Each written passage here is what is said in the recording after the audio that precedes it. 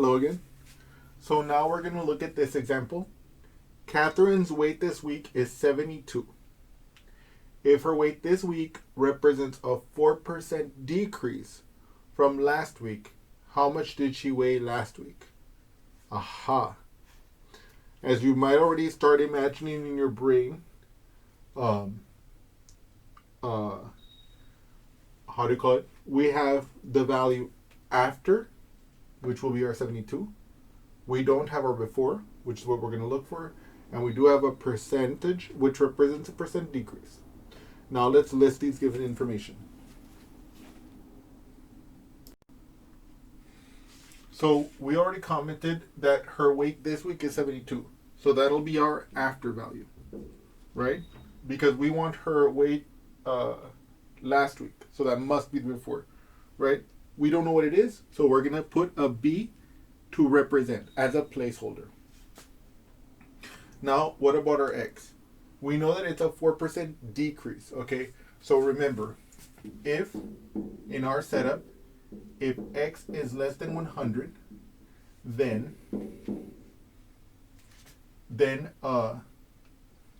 this represents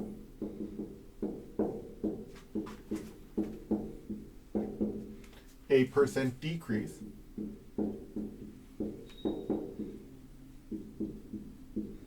right? And the value of that decrease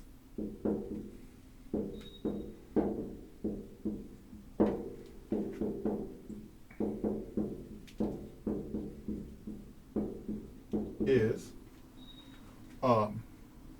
100 minus X. Okay. In our case, we can see that that the percentage decrease is 4%. So therefore,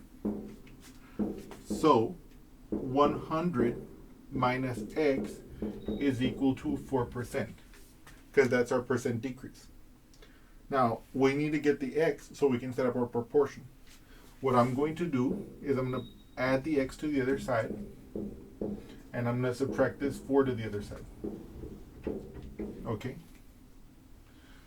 Now here the X's are gone, here the 4's are gone. So on the right hand side I'm left with just X, and on the left hand side 100 minus 4, that one is very easy because we can just count it on our hands. 100, 99, 98, 97, 96. So X equals 96. Okay, so now I'm going to put that here, and we're going to translate this information into our standard percentage proportion. Okay, the one thing I want to comment here is I don't want you to get too bothered by the introduction of variables here like this, but I just want you to bear with me, try a few examples, and it'll become easier over time. And now let's set up the proportion.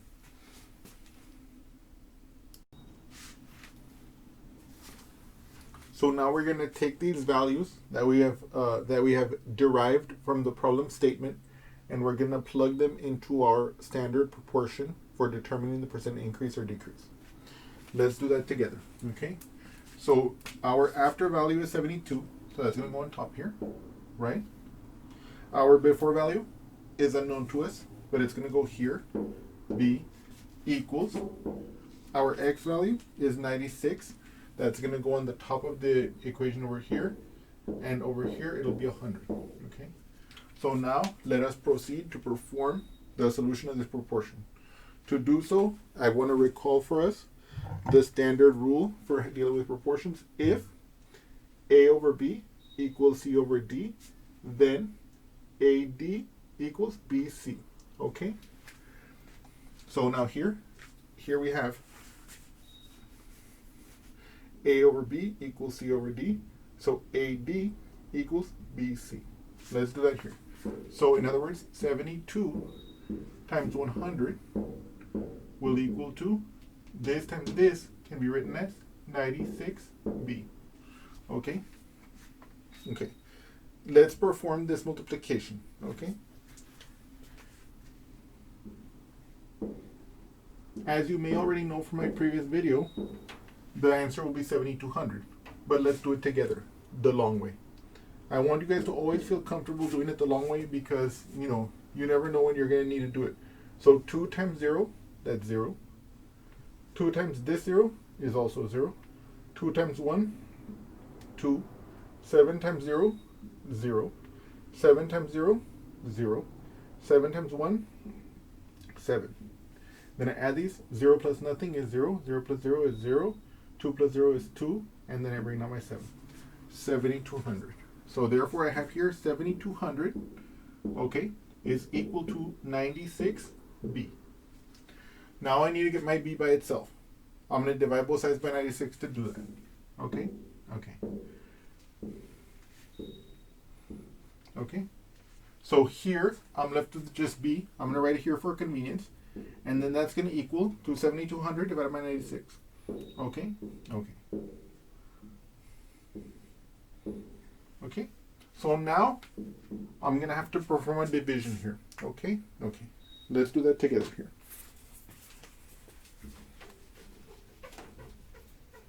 We know that when I have a division like this, okay, the denominator is going to go outside the house and the numerator is going to go inside the house. Okay, so I'm going to have to do this. 96 goes into 7,200. Okay? Now, in order to do that, I'm going to make my multiplication table here. 1, 2, 3, 4, 5, 6, 7, 8, 9. And this is going to be my n, and this is going to be 96 times n. Obviously, 96 times 1 is just 96. So that one we don't have to do anything. Now to get the rest of them, what I'm going to do is I'm going to add 96 over and over again. So I'm going to do that here. 96 plus 96. Okay, let's do that together. 6 plus 6 is 12. I'm going to bring down the 2 and I'm going to carry the 1. 1 plus 9 is 10. 10 plus 9 is 19. So it'll be 192. Now I'm going to add 96 again. 2 plus 6 is 8. 9 plus 9 is 18. I'm going to carry the 1. 1 plus 1 is 2. 288. Okay. Now I'm going to add 96 again. 8 plus 6 is 14. I'm going to bring down the 4, carry the 1. 1 plus 8 is 9. 9 plus 9 is 18. Bring down the 8, carry the 1. 1 plus 2 is 3. That's 384. Now, I'm going to add 96 again.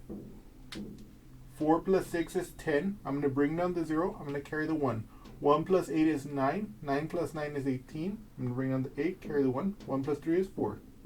480. Okay. I'm going to add 96 again. So 480 plus 96.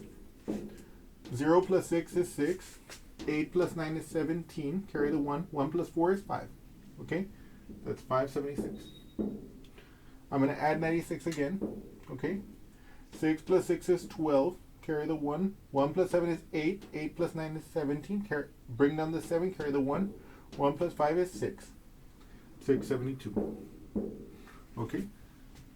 Now let me just clean this up a little bit so we can continue making this multiplication table.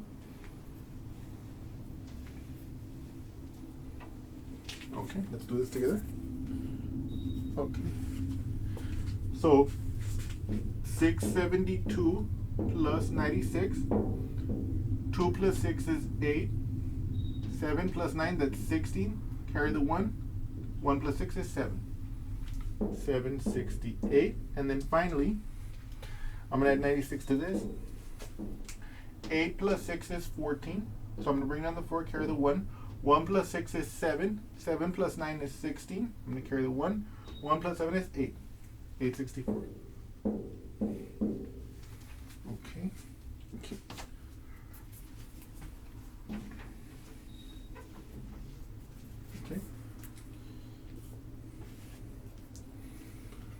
Now, once we have our multiplication table, we can immediately do the division. So we ask ourselves, can 96 go into 7? Of course not. Can 96 go into 72? Also not possible. can 96 go into 720? Aha. It can go, it can go 7 times, right? And then I put the 7 over the 0 that corresponds to the digit I was able, well, not the digit, the number I was able to fit the 96 into, right? Now 7 times 96 is 672. So I'm going to put 672. And now I'm going to perform my subtraction. I ask myself, can I take away 2 from 0? Of course I cannot. So I'm going to borrow from this 2. That's going to become a 1. And this is going to become a 10. 10 minus 2 is 8. And then I ask the question, can I take away 7 from 1? No. So I'm going to borrow from here. This 7 is going to become a 6. This 1 is going to become an 11. 11 minus 7, that's 4. And then I bring down this 0. And I ask myself, does 96 go into 480? And of course, aha, it goes in exactly 5 times. 5 times 96 is 480. I subtract those and I get 0 here. And since there's no further digits to bring down, the division ends there. So now this is 75. Okay? And so now we're in a position to state the solution to this problem.